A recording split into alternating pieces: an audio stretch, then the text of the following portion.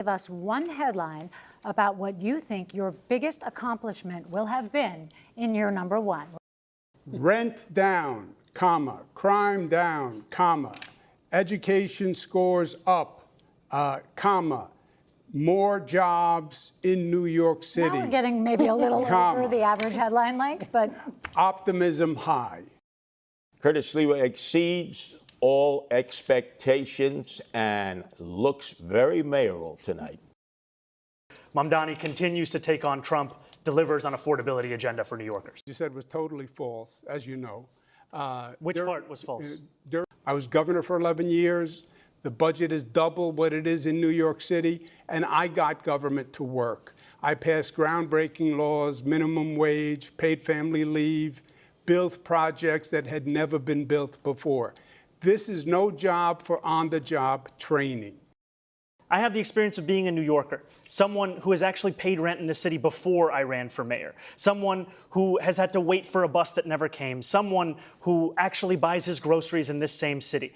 And what all of that experience has shown me, which Mr. Cuomo can't seem to understand, is that it is far too expensive and far too hard for New Yorkers to afford to live in this city. And the definition of experience is not doing the same thing again and again and hoping for a different result. That's actually the definition of insanity. Thank God I'm not a professional politician, because they have helped create this crime crisis in the city that we face, and I will Thank you, Mr. Sliwa. What would you say in your first official call with the president to set the tone for your relationship moving forward? I would make it clear to the president that I am willing to not only speak to him, but to work with him if it means delivering on lowering the cost of living for New Yorkers. That's something that he ran his presidential campaign on, and yet all he's been able to deliver thus far has been prosecuting his political enemies and trying to enact the largest deportation program in American history. And what distinguishes me from Andrew Cuomo is the fact that he has gotten on the phone with that same president, not asking him how to work together to help New Yorkers, or not telling him that he would refuse to back down to protect those New Yorkers, but instead asking him how to win this race. That's something I can do myself. I don't need the president's assistance for. And what I'd tell the president is if he ever wants to come for New Yorkers in the way that he has been, he's going to have to get through me as the next mayor of this city. We have Andrew Cuomo. We have Zohran Mamdani. They want to take on Donald Trump. Look, you can be tough, but you can't be tough if it's going to cost people desperately needed federal funds. I fought Donald Trump. He investigated me repeatedly with the Department of Justice. The Department of Justice Inspector General said that it was actually politically motivated. That does not back me up. When I'm fighting for New York, I am not going to stop. And I'll tell you something else. If the Assemblyman is elected mayor, Donald Trump will take over New York City, and it will be Mayor Trump who runs New York City. We have to move out of this. I'm sorry. When it's a debate of three. Excuse me, Andrew. It's a debate of three. Do we acknowledge? I, like many New Yorkers, am hopeful that this ceasefire will hold. I'm hopeful that it is durable. I'm hopeful that it is just. And for it to be just, we also have to ensure that it addresses the conditions that preceded this. Conditions like occupation, like the siege, and apartheid. And that is what I'm hopeful for.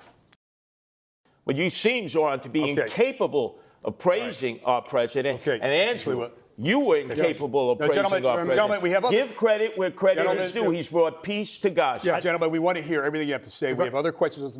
I did applaud President Trump and his administration. I think it was a great accomplishment. I hope the peace holds. The Assemblyman will not denounce Hamas.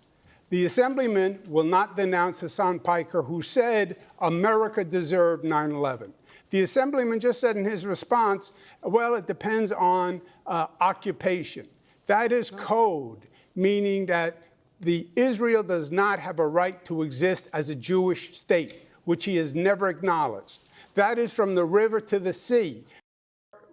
Can you name a single mosque you went to in 10 years? Before you were ever here. Before I was here. Before you. If you were going to send the National Guard, you don't need to send them to New York City. There are other cities that could desperately use their help in dealing with their crime crisis. We do not need them for the purpose of safety, because if it was safety that President Trump was so concerned about, he would send them to the 8 out of 10 states that have the highest levels of crime in this country, but he won't, because they're all run by Republicans. He's not sending in the National Guard to do any real function. It's control, it's power. He's trying to say these Democrats don't know how to run these cities, and it's a political gesture by sending in the National Guard. You're not going to stand up to Donald thank you. Trump. Thank you. I agree with Curtis. You're not going to stand up to Donald Trump. Okay. And he Listen. can't stand up to Donald Trump, who knocked we have him a- right we have on a his follow-up. tuchus. We have a Can I- You follow-up. negotiate with him. You don't Okay, fight just with him Lewis, because thank you. only the people of New York City will lose. we Andrew. do You have a stand up follow-up. to negotiate. We have a follow-up. I'd like to see a show of hands. Are there any circumstances where any of you would allow the NYPD to cooperate with the National Guard if Trump sent them to New York? Show of hands. Yes? No takers. Okay. The law is the law, and I would have an attorney assigned to every person who is undergoing any review by the federal government or any legal proceeding, and put the full weight of the city government behind it, and make sure they are legally protected. We need to protect the migrants who are workers, who are essential workers, and use ICE to go after the drug dealers, the gangbangers, the sexual predators, and those who are sex trafficking and involved in narco-terrorism. I'd be proud to be the first immigrant mayor of this city in generations. And it's at 26 Federal Plaza that I've seen what used to be moments when New Yorkers would be getting their citizenship turn into moments of tragedy, where judges are asking New Yorkers who are there for a routine immigration check-in whether they're prepared to leave in the very same clothes that they arrived to that courthouse. I agree that we need more legal representation. I also think we need to actually be able to stand up to Donald Trump. There's a lot of ground covered. We'll leave it on that light note. Thank you, candidates, for a spirited debate. We thank you as well. We hope you got a lot out of it. New York City viewers, New York City voters.